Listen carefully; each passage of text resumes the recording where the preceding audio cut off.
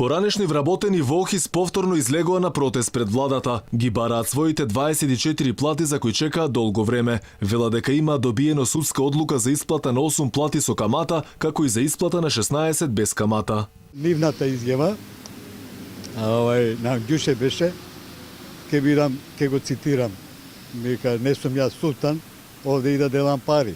Ние бараме нешто што сме ги изработиле тие плати, тие 24. Сега некој 8 треба да земе, некој 16, некој 24. Работниците велат дека наводно наместо за нив, како што било договорено, парите од продажбата на некогашниот хемиски гигант ќе биле искористени за чистење на токсичниот линдан од дворот на Охис. Барем нешто од нешто да искористиме. Овие луѓе ги изгубија акциите. Секој има по акции нека 3-4.000 5.000 евра, кој ќе земе што платите заедно, луѓето нека 10.000 евра имале, а сега само ќе земат кој 1000, кој 500, кој 1500.